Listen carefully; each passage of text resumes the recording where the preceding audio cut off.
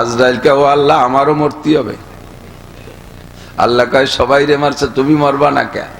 কয় আমিও কি মরতে হবে? কয় জি। কয় কেন মরবো? কয় তুমি কোরআন শরীফের আয়াত পড়ো, দেখো মরা লাগলি মরবা, না মরা লাগলি মরবা না।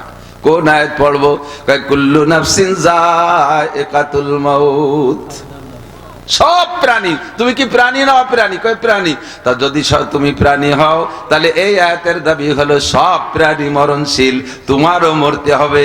আল্লাহ আমি তো সবাইরে মারলাম, বিভিন্ন প্রসেসে মারছি। কেউ রে বাসের তলে ফেলাইয়া, কেউ রে ট্রাকের তলে ফেলাইয়া, কেউ রে মোটরসাইকেল অ্যাক্সিডেন্ট দিয়ে, কেউ রে আগুনি ফেলাইয়া, কেউ রে গার্মেন্টস এর মধ্যে পুড়াইয়া, কেউ রে ঝড় দিয়ে, তুফান দিয়ে, গাছের তলে বাসের তলে ফেলাই মারছি। বিভিন্ন ভাবে ক্যান্সার দিয়ে, আলসার দিয়ে, স্ট্রোক দিয়ে, বিভিন্ন ভাবে মারছি। আমি কোন রোগে মরবো? আমারে কিরা মারবে? কি দিয়ে মারবো? আল্লাহ আমি কি আত্মহত্যা করবো? কয় জি তুমি আত্মহত্যা করবা। সিস্টেমটা কি?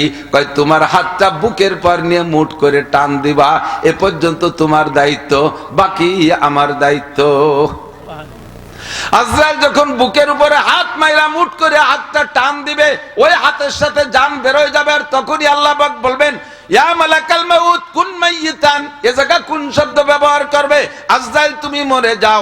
যখন হাতটা টান দিয়ে জানটা হাতের মধ্যে নিয়ে যাবে, তখন আজরাইল জান বেরোনোর সময় জান জীবন বের হওয়ার যে কষ্ট, এই কষ্টে এমন একটা চিৎকার মারবে, ওই সময় যদি সারা পৃথিবীর সমস্ত প্রাণী জগৎ বেঁচে থাকতো, আজরাইলের এই মুখের আওয়াজে শব্দ শুনে সবাই স্টক করে মারা যাইতো। কারণ আজরাইল কত বড়, আল্লাহু আকবার। মূল বডিতে যদি আজরাইল আত্মপ্রকাশ করে, মূল বডি, আজরাইলের মূল বডি যত বড়, এ যদি আত্মপ্রকাশ করে, সারা পৃথিবীতে যত পানি আছে তার মাথায় ঢেলে দিলি মাথা ভিজে চুলির আগা পর্যন্ত আসবে না। সারা পৃথিবীতে 10 মণ পানি হবে না? কম হবে। সাগর, সমুদ্র, সারা পৃথিবীতে যত পানি আছে আজরাইলের মাথায় ঢেলে দিলি মাথাটা পুরো ভেসবে না। তাহলে এই আজরাইল কটটুক চিনতে হতে পারে না। কাজেই তার মুখের আওয়াজটাও সেরকম হবে। বলতে বলতে চলে আসছি, সব শেষ করে দেওয়ার পরে একমাত্র থাকবে কে? লা ইলাহা ইল্লাল্লাহ। এই অঞ্চলের অনেক অনেক উলামায়ে কেরাম, আইম্মায়ে মাসাজিদ, প্রাণ প্রিয় দেশবাসী, আল্লাহ তাবারাক ওয়া তাআলা শাহী দরবারে আমাদের পক্ষ থেকে সর্বহালাতে সর্বক্ষণ পাঠাই অসংখ্য শুকর। আমাদের হাজারো নাফরমানি করা সত্ত্বেও যে আল্লাহ পাক রব্বুল আলামিন আমাদের উপরে তার অসংখ্য নিয়ামত অব্যাহত রেখেছেন, রাগ করে আমাদেরকে ধ্বংস করে দেন নাই, সুস্থ রেখেছেন, বাঁচায় রেখেছেন। জাগতিক হাজারো ফিতনার ভিতরে এখনো পর্যন্ত ঈমানের সাথে থাকার তৌফিক দিয়েছেন। এই অঞ্চলের লক্ষ লক্ষ মানুষের মধ্য থেকে বাছাই ছাঁটাই করে সাময়িক জান্নাতের বাগানে বসার মতো যোগ্য মনে করে আল্লাহ পাক সুনিপুণ নির্বাচনে নির্বাচিত করে আমাদেরকে পছন্দ করে ডেকে নিয়ে আসছেন। ধৈর্যের সাথে মাগরিব থেকে ঈশা পর্যন্ত হাক্কানি রব্বানি একজন যোগ্য আলেম থেকে অনেক ভালো কথা শোনার তৌফিক দিয়েছেন। এরপরে ঈশার নামাজ বা জামাত আদায় করে আবারও শেষ অধিবেশনের উদ্দেশ্যে বসার তৌফিক দিয়েছেন। সব মিলাইয়া আল্লাহ পাকের এই বড় ইহসানের শুকর আদায় করি আলহামদুলিল্লাহ। আয়া नहीं हो बुलाया गया हो, আমরা আসি নাই, আল্লাহ পাক আমাদেরকে ডেকে নিয়ে আসছেন। শতভাগ বিশ্বাস আল্লাহ পাক রব্বুল আলামিন প্রতারক নয়, ধোঁকাবাজ নয়। ডেকে এনে আমাদের অপমান করবেন এমন অসামাজিক আমাদের আল্লাহ না। তার জান্নাতের বাগানে ডেকে এনে আমাদেরকে খালি হাতে আজকে ফিরাই দেবেন, এ জাতীয় সন্দেহ আমরা পোষণ করি না। এখান থেকে আমরা আজকে একটা জিনিস রেখে যাব, আর একটা জিনিস নিয়ে যাব। রেখে যাব, বাড়ি থেকে আসার সময় অনেক গুনাহ নিয়ে আসছি, সে গুনাহগুলো মাঠে রেখে যাব। গুনাহগুলো মাদ্রাসার মাঠে রেখে গেলে হুজুররা গুনাহ বেশি খাবে নাকি? ধ্বংস হয়ে যাবে গুনাহ সব, বলেন আমিন। আর যাওয়ার সময় আমলনামা ভরে নেকি নিয়ে যাব ইনশাআল্লাহ। আল্লাহ পাক কবুল করেন, বলেন আমিন। দরাবাল্লাহু মাসালান, কোরআন শরীফে আল্লাহ পাক রব্বুল আলামিন বহু দৃষ্টান্ত পেশ করেছেন। মাতালুল্লাযীনা ইউনফিকুনা ফি সাবিলিল্লাহ, আর অনেক কথা। কোরআন শরীফ আল্লাহ পাক রব্বুল আলামিন নাজিল করেছেন, কোনো দৃষ্টান্তর প্রয়োজন ছিল না। যা বলবে আল্লাহ তা সব বান্দার মানতে হবে, এটা আসমানি সংবিধান। এরপরও মানুষকে বোঝানোর জন্য আল্লাহ তাআলা অনেক উদাহরণ পেশ করেছেন, যেমন কলেমায়ে তৈয়বা। আয়াতের মধ্যে বলেন কালিমাতিন তৈয়বাতিন কাশাজারাতিন তৈয়বাতিন আসলুহা সাবিতুন ওয়া ফারউহা ফিস সামা। যেমন একটা উদাহরণ দিচ্ছেন আল্লাহ পাক কলেমায়ে তৈয়বা দিয়ে। কলেমায়ে তৈয়বা বুঝাইতে গিয়ে আল্লাহ তাআলা একটা ভালো মানের একটা গাছের সাথে উদাহরণ দিচ্ছেন। দরাবাল্লাহু মাসালান কালিমাতান তৈয়বাতান, কলেমায়ে তৈয়বাকে আল্লাহ তাআলা উদাহরণ দিচ্ছেন কাশাজারাতিন তৈয়বাতিন, এটা ভালো মানের ভালো জাতের একটা গাছের মতো। ভালো জাতের ভালো মানের একটা গাছ মাটিতে লাগাইলে তার শিকড় থাকে মাটির ভিতরে, আসলুহা তাবিতুন, তার শিকড় সাবেত মানে মাটির মধ্যে থাকে। অফারুহা ফিস সামা, তার ডালপালা আকাশে উঠে যায়। যত বড় গাছ হোক, কোন গাছ আকাশে উঠতে উঠতে প্রথম আসমান পর্যন্ত চলে যায় নেই। গেছে নাকি এদিকের কোন লম্বা গাছ? সবচেয়ে লম্বা গাছের নামও রাখছে লম্বু গাছ। এদিক কয়নি লম্বু? লম্বু বহুত লম্বা, কিন্তু আসমান পর্যন্ত না। আল্লাহ পাক রব্বুল আলামিন বলেন কলেমায়ে তৈয়বা হলো ভালো মানের ভালো জাতের একটা গাছের মতো। গাছের শিকড় থাকে মাটিতে, তার শাখা প্রশাখা ফাঁকা আকাশের দিকে উঠে যায়। উদাহরণ কেমন? কলেমায়ে তৈয়বাও একটা চারা। প্রত্যেক গাছের চারা লাগাইতে গেলে দেখবেন বীজ যদি লাগান, অধিকাংশ বীজের ভিতরে দুইটা পার্ট আছে। আমের বীজ দুইটা পার্ট আছে না? বাদাম লাগান দুইটা পার্ট আছে না? দুইটা পার্ট আছে। দুইটা পার্টের এক জায়গা, একটা আরবিতে বলে মুলতাকা, মিলন স্থান। ওই দুইটা পার্ট যে জায়গায় যে মিশছে, ওই জায়গায় দেখবেন ভিতরে ছোট্ট একটা শ্বাস আছে, ঠিক না? অধিকাংশ বীজের ওই শ্বাসটা মিঠা হয়, যার কারণে পোকায় অনেক বীজের শ্বাস খেয়ে ফেলে। যে বীজের শ্বাস খেয়ে ফেলে পোকায়, ওই বীজটা লাগাইলে গজায় না। গজায়? জ্বালায় না, নষ্ট হয়ে যায়। আল্লাহ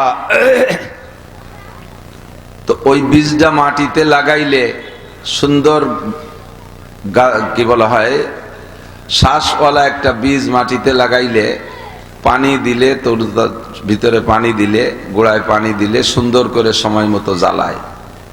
জ্বালাইলে প্রথম দুইটা পাতা নিয়ে জ্বালায়, গজায়। এরপরে সেখান থেকে ধীরে ধীরে ডালপালা হতে থাকে, আর বাড়তে বাড়তে বহু বড় হয়ে যায়। তেমনি কলেমায়ে তৈয়বারও একটা বীজ আছে, এই বীজেরও দুইটা পার্ট, বীজের দুইটা পার্ট। ওরও একটা শ্বাস আছে, তারও একটা কি আছে? শ্বাস। দুইটা পার্ট কি? অর্ধেক হলো লা ইলাহা ইল্লাল্লাহ, আর অর্ধেক মুহাম্মাদুর রাসূলুল্লাহ সাল্লাল্লাহু আলাইহি ওয়াসাল্লাম। অর্ধেক হলো লা ইলাহা ইল্লাল্লাহ, আর অর্ধেক মুহাম্মাদুর রাসূলুল্লাহ। আপনি ল্যাংড়া আম গাছ লাগাবেন বিদায় বীজ নিয়ে আসছেন, কলম পাওয়া যাচ্ছে না, বীজ নিয়ে আসছেন চুয়াডাঙ্গা মেহেরপুর ওদিক খুব পাওয়া যায়, ওই জায়গার থেকে বীজ নিয়ে আসছেন। 1 বিঘে জমিতে লাগাইতে 100 বীজ লাগে। কৃষিবিদরা বলছে যে পরামর্শ দিয়ে এতটুকু দূরত্বে লাগাইলে গাছ সুন্দর হয়, আমও ভালো হয়। বেশি পাতলা পাতলা করে লাগালে গাছ ভালো হয়, কিন্তু আপনার লস হয়ে যাবে, গাছ কম হবে, আম কম হবে। আবার বেশি ঘন লাগাইলেও জড়তা সৃষ্টি হবে না। দূরত্ব পরিমাণ হিসাব করে কৃষিবিদদের কাছ থেকে জেনে শুনে 100 বীজ নিয়ে আসছেন। জমি বহুত চেষ্টা করে 1 বিঘে সংগ্রহ করতে পারছিলেন বিদায় 100 নিয়ে আসছেন, কিন্তু আসার পরে ভাগ্যক্রমে আর 1 বিঘে জমি পাইয়ে গেছেন, এক জায়গা 2 বিঘে জমি হয়ে গেছে। এখন বীজ তো 100, দূরত্ব ঠিক রাখতে হবে। তাহলে কি করা যায়? তাহলে এবার বীজরে ফাইড়িয়া অর্ধেক অর্ধেক করিয়া 2 বিঘে বইতে পরিমাণ মতো দূরত্ব সেট করে লাগাই দিলাম। জ্বালাবে? জ্বালাবে? কোনোদিনও জ্বালাবে না, আমও হবে না। সত্য না মিথ্যা? শতভাগ সত্য। সেম কোয়ালিটি কলেমায়ে তৈয়বার সারার বীজেরও 2টা পার্ট। ফাইড়ে ফাইড়ে যদি অর্ধেক অর্ধেক করে লাগান তাহলে হবে না। একদলে লা ইলাহা ইল্লাল্লাহ লাগাইছে, আর এক দলে মুহাম্মাদুর রাসূলুল্লাহ লাগাইছে। ফাইড়ে ফেললে হবে না, দুইটারে একসাথে লাগাইতে হবে। লা ইলাহা ইল্লাল্লাহ মুহাম্মাদুর রাসূলুল্লাহ। আল্লাহ, এই দুইটার মিলন স্থানে একটা শ্বাস আছে, ওই শ্বাসটার নাম ঈমান। শ্বাসটার নাম কি? বিশ্বাস। লাগাবেন কোথায়? দুনিয়ার আমের বীজ লাগাবেন মাটিতে, বাংলাদেশের মাটিতে, ফরিদপুরের মাটিতে, ভাঙ্গার মাটিতে, আস্তর মাটিতে, যেখানে যেখানে আছে সেখানে লাগাবেন। কিন্তু কলেমায় তো এবার বীজ লাগাবেন কোন জায়গা? ভাঙ্গার বিলির মধ্যে, পদ্মাশ্বরের পর কলবের মধ্যে। কোন জায়গা? আলা ইন্না ফিল জাসাদি লামুদগাহ ইযা সালুহাত সালুহাল জাসাদু কুল্লুহু ওয়া ইযা ফাসাদাত ফাসাদাল জাসাদু কুল্লুহু আলা ওয়া হিয়াল কলব। আমার আপনার এই ঈমানের বীজ লাগানোর জন্য যে মাটি লাগবে সেই মাটির নাম হলো কলব। শরীরের ভিতরে, সিনার ভিতরে, বুকের মধ্যে, বাম দুধের দু আঙ্গুল নিচে ভিতরে ছোট্ট একটা গোশতের টুকরা আছে, ওইটার মধ্যে ঈমানের বীজ লাগাইতে হবে। দুনিয়ার বীজ লাগাইয়া শুকনো খড়খড়িয়ে মাটিতে বিছিয়ে একটা লাগাইতেলেন, পানি পুনি দিলেন না, জ্বালাবে, শুয়ে মরি যাবে না, ভিতরে নষ্ট হয়ে যাবে। তাহলে তারও পানি দিয়ে বাঁচাইতে হয়, আর এই ঈমানের চারারও অত পানি দিয়েই বাঁচাইতে হবে। দুনিয়ার বীজরে দুনিয়ার পানি দিয়ে বাঁচাইতে হয়, আর ঈমানের বীজ বাঁচানোর জন্য স্যালো মেশিন বুহির পর ধরিয়া যদি পানি মারে দিন ভরে, জ্বালাবে নাকি কোনোদিন? ওর পানিও আলাদা, ওর পানি আল্লাহ তৈরি করে দিয়েছে দুইটা চোখের মধ্যে। এর পানি কোন জায়গা? দুইটা চোখের মধ্যে। চুবারা রান্দাস পাশিমানিয়ানিন আরশালার জাদাজ আনিনুল মুজনিবিন। বান্দা যখন আল্লাহর জিকির করতে করতে চোখ থেকে পানি বের করে, আল্লাহ পাকের আরশ বহন করে 8 জন ফেরেশতা আছে। ওয়া ইয়াহমিলু আরশ রাব্বিকা ফাওকাহুম ইয়াওমাইযিন সামানিয়া। আল্লাহর 8 জন ফেরেশতা আল্লাহর 8টা খুঁটি ধরে উঁচু করে রেখেছেন। কন্না সুবহানাল্লাহ। ওই 8 জন ফেরেশতা যদি খুঁটি ছাড়িয়ে দেয় তাহলে আল্লাহর আরশ ভাঙ্গে চুরে বাংলাদেশের উপরে পড়বে। কি মনে হয়? বুঝতে পারেন না কি কইছি? ফেরেশতারা 8 জন ফেরেশতা আল্লাহর আরশের 8টা খুঁটি ধরে উঁচু করে রাখছে। আল্লাহ সেই আরশের উপরে আছে। আস্তাওয়া আলাল আরশ। আজকে ইশার নামাজের ভিতরে যে আয়াত পড়ছে তার ভিতরে পাইলাম আল্লাহ তাআলা সবাইকে সৃষ্টি করে টরে দিয়ে 7টা আসমান জমিন বানাই টানাই দিয়া সূর্য চন্দ্র সব বানাই দিয়া ইস্তাওয়া আলাল আরশ, আরশে আজিমে যাইয়া তার ওয়াসিয়া কুরসিয়ুহুস সামাওয়াতি ওয়াল আরদ, আরশের উপরে আল্লাহ একটা চেয়ার তৈরি করেছেন। সেই চেয়ারের উপরে আল্লাহ যেমন বসা দরকার সেরকম বসে আছে। বলেন না সুবহানাল্লাহ। ওই জায়গায় আল্লাহর বড় বড় আমার মতো দুইখান পা থাকতে হবে, এরকম হাত থাকতে হবে, আঙ্গুল থাকতে হবে, চোখ থাকতে হবে, শরীরের অঙ্গ প্রত্যঙ্গ থাকতে হবে। যেমন ফাউল সরকার কইছে বলে নাকি, এই ফাউল সরকারের একটা ভয় দেওয়া হয়েছে না? এই ফাউল সরকার সে বলে কইছে আল্লাহর অঙ্গ প্রত্যঙ্গ মানুষের মতো সমস্ত অঙ্গ যেগুলো উচ্চারণ করা যাচ্ছে না সেগুলো সে গানের মধ্যে উচ্চারণ করে করে বলছে। এটা বাউল না ফাউল? সবাই কমেন না। আপনারা কি ভক্ত আছেন নাকি ওরাও জানি না। বাউল না ফাউল? ইমানদার না বেঈমান? একবারে নগদ মুরতাদ, নগদ মুরতাদ। যেমন থাকা দরকার সেরকম। যে আমরা ইমানে মুজমালের মধ্যে পড়েছি, বলেন আমানতু বিল্লাহি কামা হুয়া। বলেন আমানতু বিল্লাহি কামা হুয়া। বিশ্বাস করি আল্লাহকে। কোন কোন হালাতের পর বিশ্বাস করো? কামা হুয়া, যেমন তেমন। আমার জানার দরকার নাই তার কত বড় মাথা, তার কত বড় পাছা, তার কত বড় হাত, তার কত বড় কি অঙ্গ। আল্লাহ নাউজুবিল্লাহ, এই সবগুলো আমার বলা উচ্চারণ করার নাই। কামা হুয়া, যেমন তেমনই তিনি। বিআসমাইহি, তার অনেক নাম আছে, সব নাম আমি বিশ্বাস করি। ওয়া সিফাতিহি, তার অনেক গুণ আছে, এটা বিশ্বাস। ওই যে লা ইলাহা ইল্লাল্লাহ মুহাম্মাদুর রাসূলুল্লাহ দুইটা পাট মিশার যে গুড়া না, ওই জায়গায় শ্বাসটা আছে, এই শ্বাসগুলো হলো এইগুলো। কামা হুয়া বিআসমাইহি ওয়া সিফাতিহি, সে তিনি তেমন যেমন তেমন। তবে তিনি বলেছেন আমার কুরসি আছে, তিনি বলেছেন আমার স্টেজ আছে, তিনি বলেছেন আমি আমার কুরসিতে বসি। বা সেই হালাতে সে যেমন আছে সেরকম। তবে এই আরশকে বহন করে রাখার জন্য 8 জন ফেরেশতা আছে, 8টা খুঁটি আছে। এই 8 জন ফেরেশতা 8টা খুঁটি ধরে রাখে।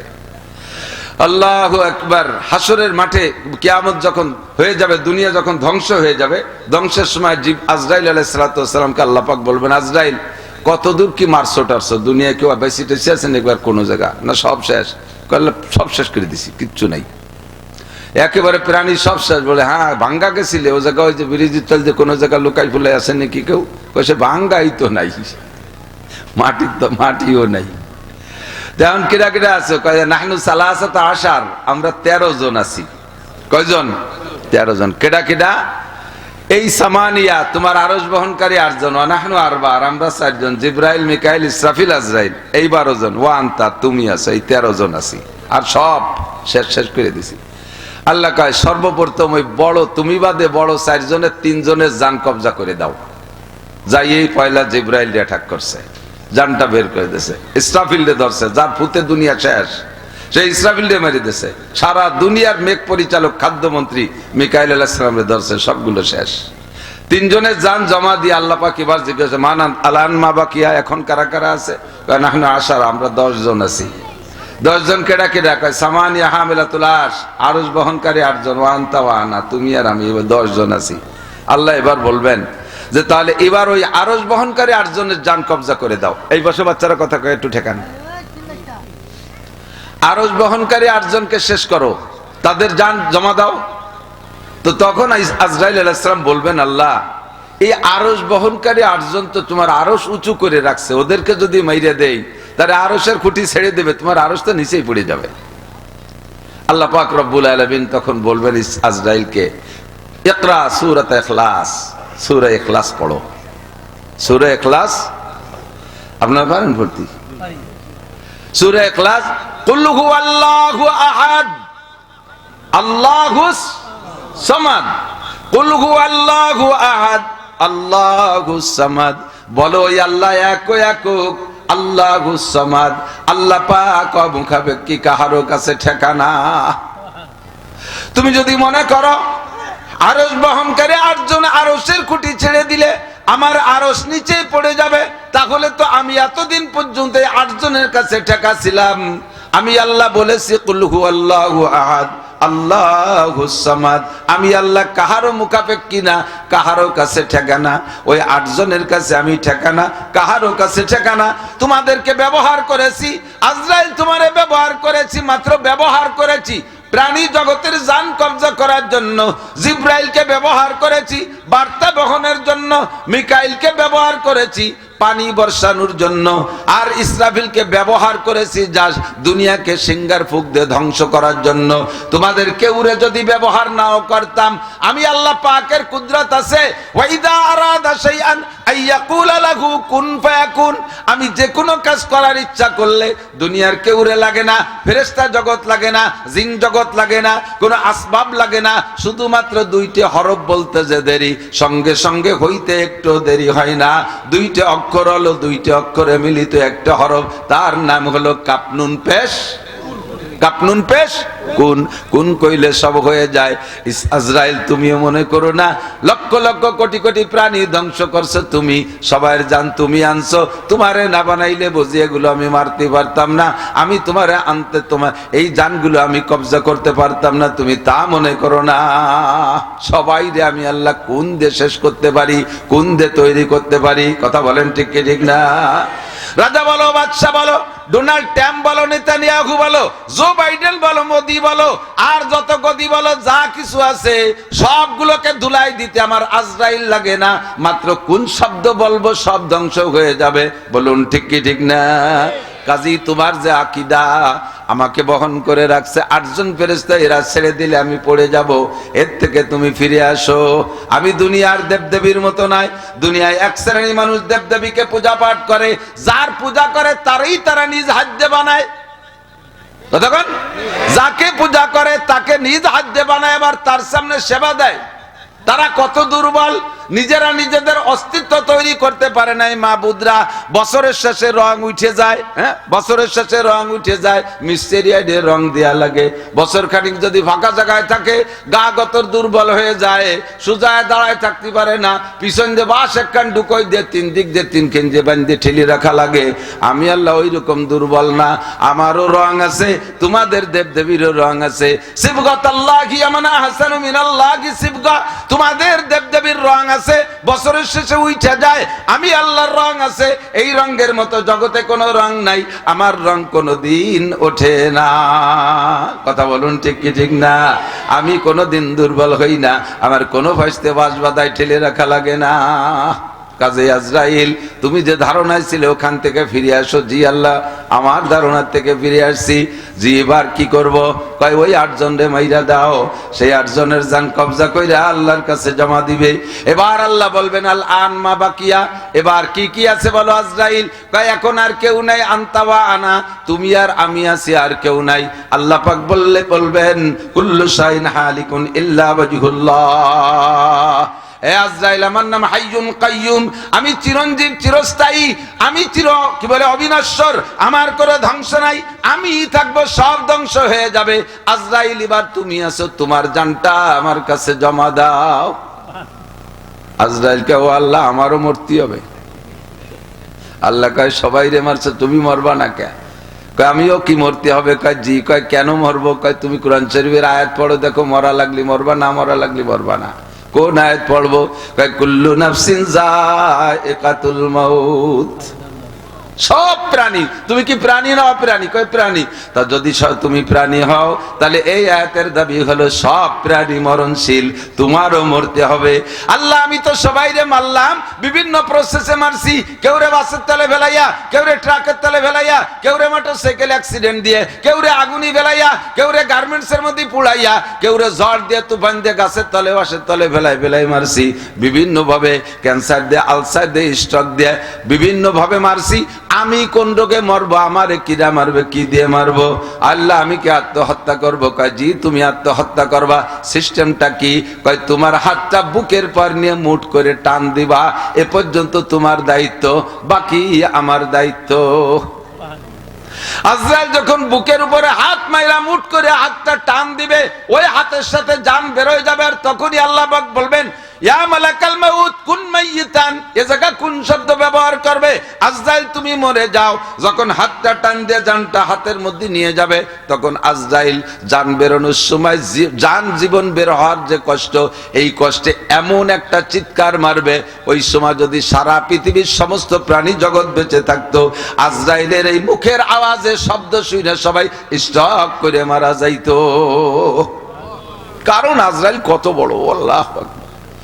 মূল বডিতে যদি আজরাইল আত্মপ্রকাশ করে, মূল বডি, আজরাইলের মূল বডি যত বড়, এ যদি আত্মপ্রকাশ করে, সারা পৃথিবীতে যত পানি আছে তার মাথায় ঢেলে দিলি মাথা ভিজে চুলির আগা পর্যন্ত আসবে না। সারা পৃথিবীতে 10 মণ পানি হবে না? কম হবে। সাগর, সমুদ্র, সারা পৃথিবীতে যত পানি আছে আজরাইলের মাথায় ঢেলে দিলি মাথাটা পুরো ভেসবে না। তাহলে এই আজরাইল কটটুক চিনতে হতে পারে না। কাজেই তার মুখের আওয়াজটাও সেরকম হবে।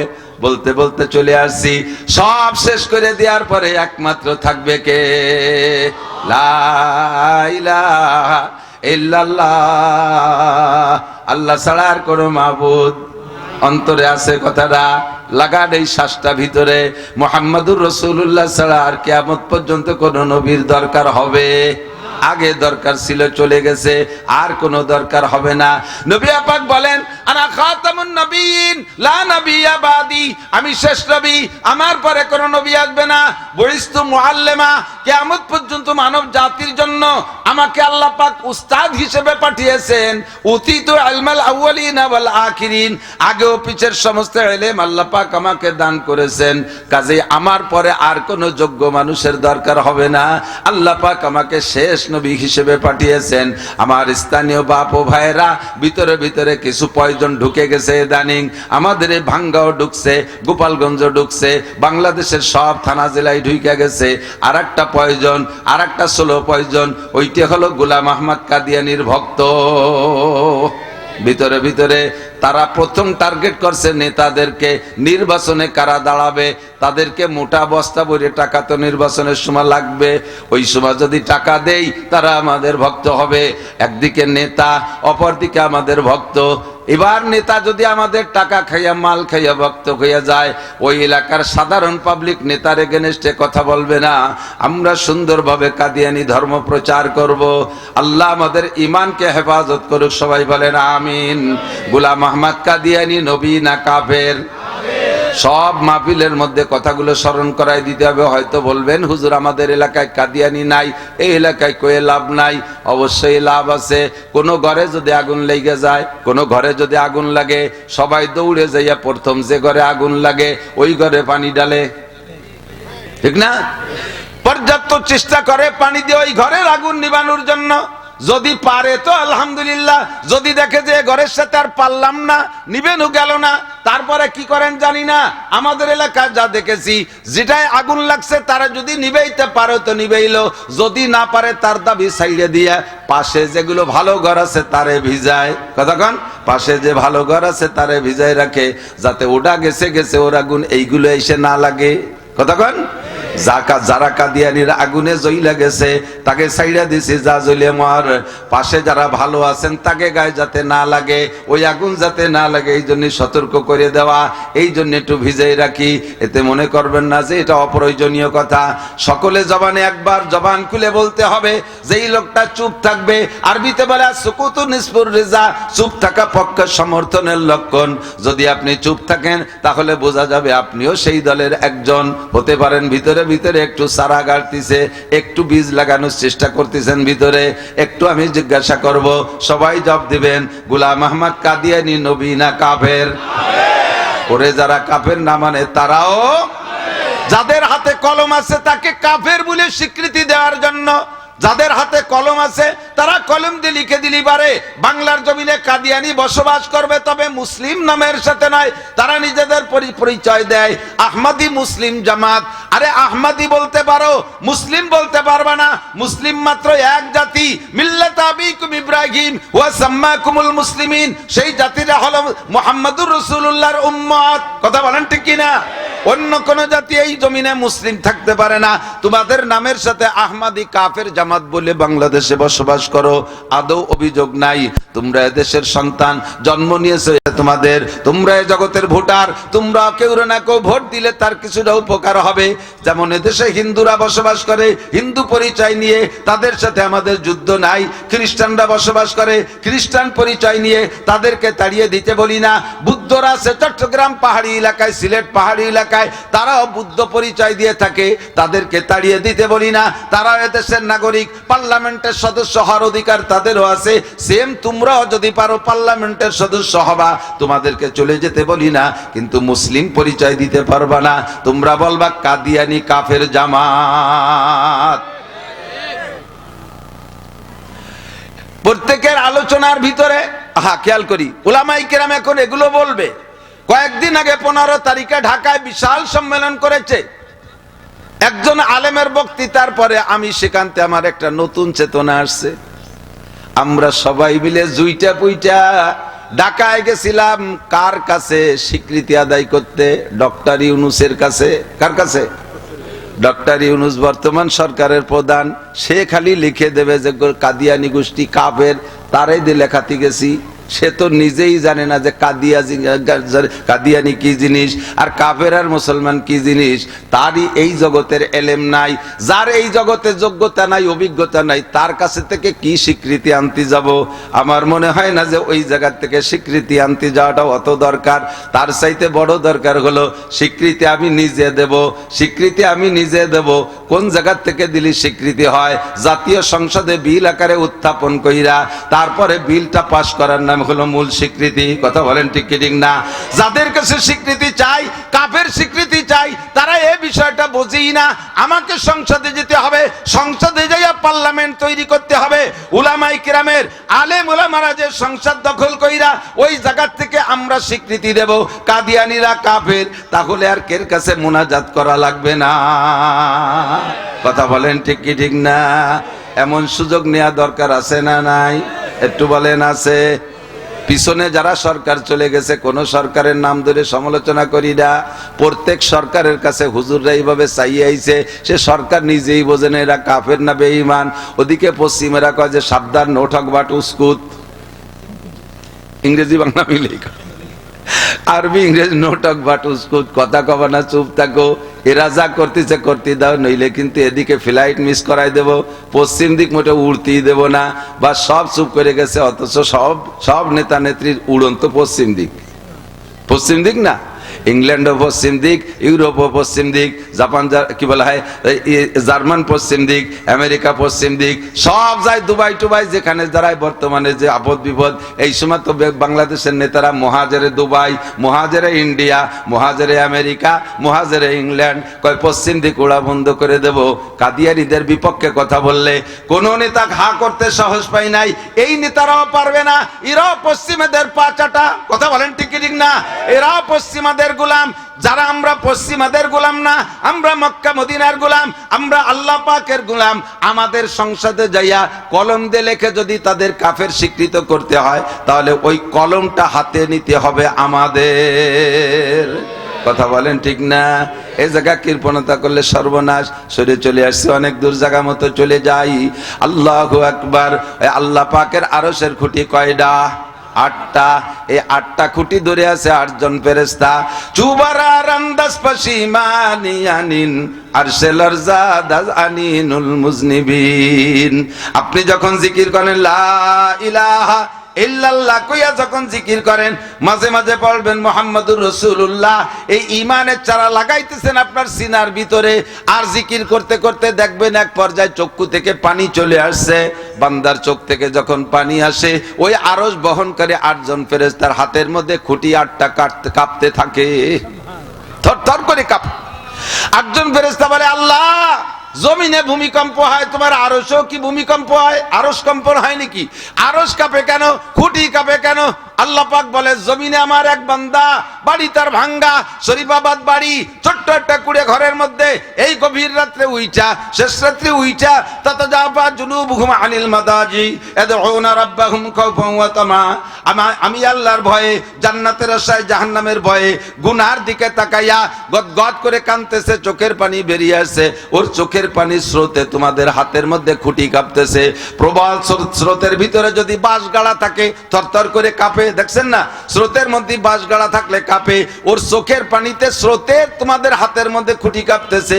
আল্লাহ চোখ থেকে কি পরিমাণ পানি বের হইছে? কয় মাত্র 2 ফোঁটা।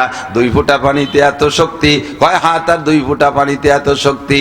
তাহলে খুঁটি কম্পন থামবে কিভাবে? আমি যদি তারে মাফ করে দেই, তাহলে খুঁটির কম্পন থেমে যাবে। ফেরেশতারা সুপারিশ করবে, আল্লাহ তুমি তোমার বান্দারে মাফ কইরা দাও, নইলে আমাদের হাতে থেকে খুঁটি ছুইটা যাবে। আল্লাহ পাক বলেন, তোমাদের সুপারিশে আমার বান্দার জীবনে সব গুনাহ মাফ কইরা দিলাম। আল্লাহু আকবার। সে যখন একবার পড়ে লা ইলাহা ইল্লাল্লাহ মুহাম্মাদুর রাসূলুল্লাহ তামলাউ মা বাইনাস সামাই ওয়াল আরদ, একবার কলেমা তয়্যিবা পড়লে আসমান জমিনের মাঝখানের সমস্ত ফাঁকা জায়গা নেকিতে ভরপুর হইয়া যায়। দোস্তরে দুনিয়ার গাছরে বাঁচাইতে পানি দেওয়া লাগে, আপনার ইমানের সারারে বাঁচাইতে পানি দেওয়া লাগে। এই পানি চোখ থেকে বের হবে, গালের উপর দিয়ে বেয়ে গিয়ে, দাড়ির উপর দিয়ে বেয়ে গিয়ে নিচেই পড়বে না। যদি সোজা জিকির করেন, যেভাবেই করেন, সর্বপ্রথম সিনার উপরে পড়ে, যেই সিনার মধ্যে কলেমার চারা লাগানো আছে। কথা বলুন ঠিক কিনা? এবার 2টা পাতা বের হইছে। ওই 2টা পাতার অর্ধেক হলো লা ইলাহা ইল্লাল্লাহ, আর অর্ধেক হলো মুহাম্মাদুর রাসূলুল্লাহ। এর মধ্যে থেকে আবার 7 খান ডাল বের হয়। সর্বপ্রথম 7 খান ডাল বের হয়। এই 7 খান ডাল আমরা ইমানে মুফাসসালের মধ্যে পড়ি। আমানতু বিল্লাহি, পড়বেন একবার, আমানতু বিল্লাহি ওয়া মালাইকাতিহি ওয়া কুতুবিহি ওয়া রুসুলিহি ওয়াল ইয়াউমিল আখিরি ওয়াল কদরি খায়রিহি ওয়া শাররিহি মিনাল্লাহি তাআলা ওয়াল বাসি বাদাল মাউত। এইটা হলো প্রথম 7 খান ডাল। নবী পাক বলেন, লিল ইমানে বিদুম ওয়া সাবউনা শুবা, ইমানের 77টা ডাল আছে। সর্বপ্রথম বের হইছে কয়খান ডাল? 7 খান ডাল। 2 খানের ভিতরে থেকে 7 খান বের হইছে। এই 7 খানের পর থেকে এক এক খানের থেকে 10টা করে ডাল হবে। এই 7 আর ওই 7 10 কে 70, মোট 77টা ডাল হবে। এই 7টা ডালের প্রতি বিশ্বাস তৈরি করেন।